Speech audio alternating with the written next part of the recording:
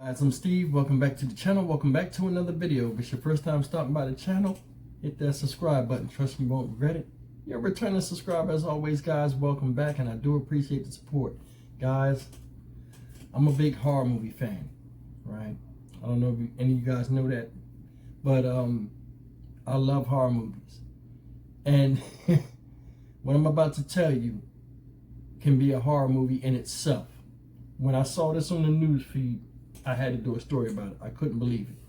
And this is the story of 6 people who've been federally indicted in Berks County after it's been discovered that they were stealing body parts from a neighboring college. I think it was Harvard.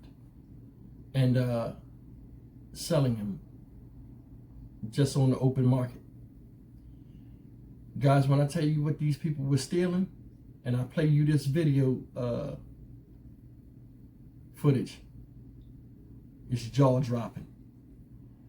I'm gonna just go into it. I don't even wanna, listen, just look, y'all. Just look. To a gruesome story out of Massachusetts. The manager of the morgue at Harvard Medical School is accused of stealing human body parts from cadavers and then selling them. And these are cadavers donated for medical research. He now faces federal charges, and News 4's Chris Glorioso is in the newsroom now with new information on this. Chris. Adam, the federal prosecutor in this case called the alleged harvesting of body parts appalling and said it's even more egregious because so many of the victims volunteered their remains for the advancement of science and medicine. What do you have to say about these charges? Former Harvard morgue manager Cedric Lodge silent as reporters ask about the shocking charges. Federal prosecutors say for 5 years, Lodge stole body parts that were donated to Harvard Medical School. But after medical research was done, instead of cremating the human tissue, the morgue manager is accused of stealing body parts, driving them to his home, and selling them. Don't do that. You don't take somebody's body parts and sell them. Did you really try and sell human remains on the black market? Katrina McLean of Salem, Massachusetts, is one of the alleged tissue buyers. Court documents say she purchased dissected human faces for $600 and shipped human skin to a man in Pennsylvania to have the skin tanned. McLean's attorney spoke briefly to reporters. She's never been in trouble before, and obviously this is very distressful. She just wants to be home with her family. Charges for trafficking in human body parts, though shocking, are not unheard of. Back in 2008, Michael Mastromarino, a New Jersey doctor, was sent to prison for harvesting body parts from hundreds of cadavers, then selling the tissue to be used in transplant patients. If bodies of the deceased were scheduled for funeral home viewings, Mastromarino would insert PVC pipe to replace the missing bones. You have to say about these charges, sir. Back in New England, some of the family members of deceased individuals who donated their bodies to Harvard Medical School are now learning about the alleged scheme to steal human remains and profit from their sale. It's like a dream, you know what I mean? It's like not real. Paula Peltanovich and her sister Darlene Lynch are stunned after their father's body parts were among those allegedly stolen and sold. Their mother's body was also donated, and they want her back. I don't want them to touch my mom. I mean, can you blame me? I mean, seriously. It's just the whole thing's wrong. In all, a group of 7 buyers and sellers have been charged in the scheme to sell Harvard Medical School body parts. A statement from Harvard said the allegations are an abhorrent betrayal of the school. By the way, an update on that New Jersey doctor convicted in 2008 for stealing bones and other tissue. He died in custody of brain and bone cancer. Y'all hear that? And some sick people out here. Some sick people. Listen, that black dude need his ass beat. That's messed up. It's bad enough people go through losing a loved one, and then they want to do something good, you know, have something positive come out of the negative loss that they've occurred by donating the body to science, to teach young minds, doctors, and what have you, the trade, you know what I'm saying? And to have this happen, that's a direct slap in the face. I feel so bad for them ladies at the end. But they said there are 7 couples. I mean, there are 7 people indicted. Did you see it was 2 people? Like it was 2 sets of, I guess they were man and wife or boyfriend and girlfriend. They were handcuffed together. Did you see that? Can you imagine that? Women don't like bugs and all kind of stuff, and people have phobias. How would you have body parts around you?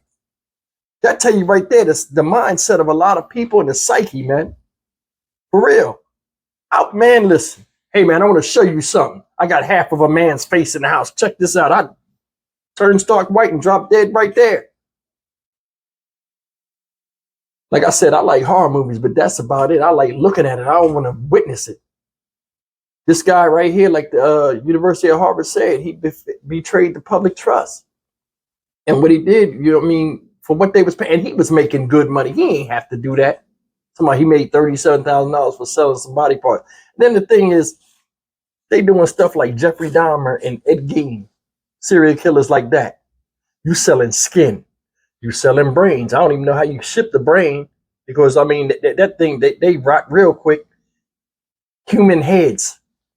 It said head number 7. So you sold 7 heads already? Think about that. Who would want that kind of stuff?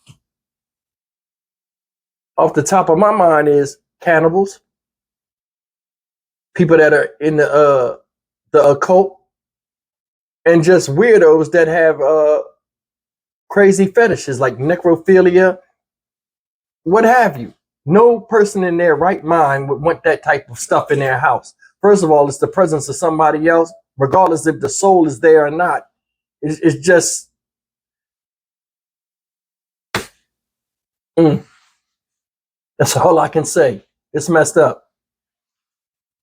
5 years he was doing this, guys. 5 years he was selling stuff. You're supposed to cremate the bodies after you done with them. Then he taking the stuff to his house. Here's a kick. Look at his house, guys. Tell me that the house don't look scary. All that money he got, he couldn't make the thing look presentable. It looked like if you walk in there, you'll never come out. He looked like one of them type of people, when he come up to you and talk to you, he constantly looking at your whole body, like looking you up and down, judging your price, not by what's coming out of your mouth, but the size of your cranial cavity or the size of your hands. I can get a good price for you. Hey, I know a good undertaker. Put me in your will. I'll take good care of your body. You're all right. You're all right. He probably was out there talking about, you know, talking to people like, hey, you ever think about donating your body to science and all this stuff? Trying to make a lucrative market for itself. It's crazy how people would do anything for $1. Seriously. I mean, money is not scarce. They print it every day. If you change your mindset and come up with a good idea other than something morbid like this, you can make more money. All it takes is a good idea, a positive idea, one that works, one that's safe. All in all, guys, I mean, I saw this story. It took my breath away. I figured I'd share it with you. Leave me a comment, man. There's some sick people out here. As always, like, comment, share, and subscribe. I'll see you guys in the next video. And you be careful out there. Take care.